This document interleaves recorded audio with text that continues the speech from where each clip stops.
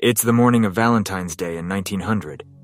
At Appleyard College, a private girls' school in the Australian state of Victoria, the students are preparing for a picnic that their headmistress, Mrs. Appleyard, has decided to hold at a local geological formation known as Hanging Rock. The girls are accompanied on the trip by maths teacher, Miss Greta McCraw, and young French teacher, Mademoiselle de Poitiers. Only Sarah, an orphan girl, and Miss Lumley, a nervous teacher, remain at the college with the headmistress. The students arrive at the picnic site during the afternoon. Coach Ben Hussey notices that his watch has stopped at noon, and Miss McCraw's watch has the same problem. This is the first of the strange events that happened that day.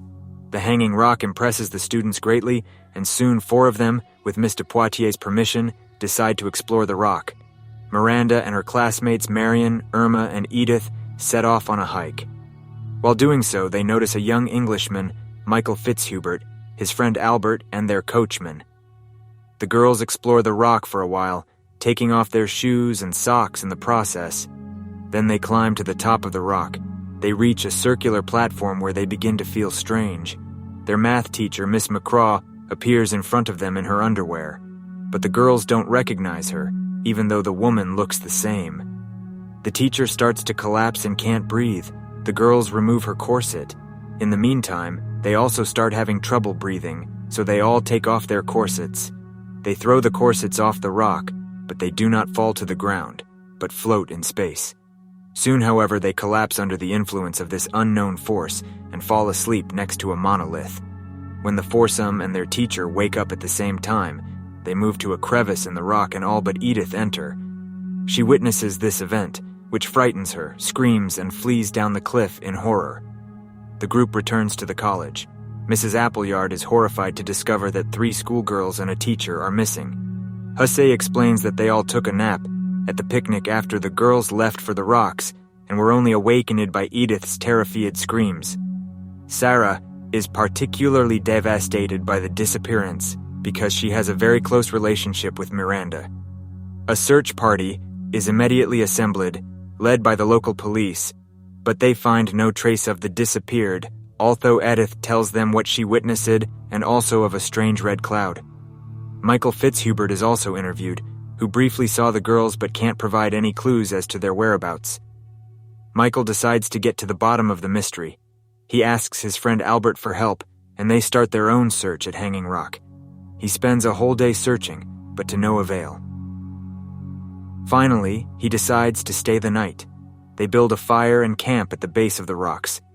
During the night, Michael falls into a trance. He hears snippets of conversation from the picnic and has a vision of the girls walking into the crevasse.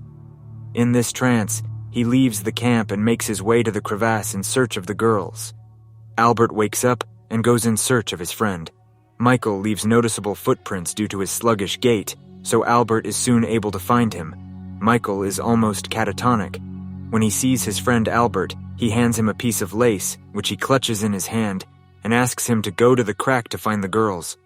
Albert escorts his friend to the camp and then reascends Hanging Rock and enters the rift. He finds Irma there, unconscious but alive. They all promptly make their way back to town. There is nervousness at the college. The mystery is ruining the school's reputation, and several parents are turning their children away. Rumors are spreading among the locals. Irma is being treated at the Fitzhubert home, but apart from dehydration and minor bruises, she is surprisingly quite well. Sarah is going through a painful period. Her friend Miranda is still missing, and in addition, Principal Appleyard informs her that her guardian has not paid her school fees for some time, and she will have to send her back to the orphanage. Sarah is unable to cope with the adversity. Her body is found by the schoolmaster the next morning in a small greenhouse, where she had probably fallen after jumping out of a window. The students leave for the holidays, and the school empties out. The schoolmaster goes to tell the sad news to the headmistress, who is found in her office. He is surprised to find Mrs. Appleyard dressed in mourning clothes with her things packed, as if she already knew about everything. She has no reaction to the janitor's message about Sarah. She leaves the office and gets into her carriage. She drives off to Hanging Rock. She goes to the rocks and begins to feel similar to the previous visitors. As she steps onto the platform, a red cloud appears above her, the air around her glowing with different colors. Her feet slowly peel away from the ground, and she approaches a crevice from which a fierce glow emanates. The air erupts with strange tones, and Principal Appleyard disappears into the rift. The search for the two schoolgirls, Teacher McCraw and Principal Appleyard, is unsuccessful. To this day, their disappearance remains a mystery.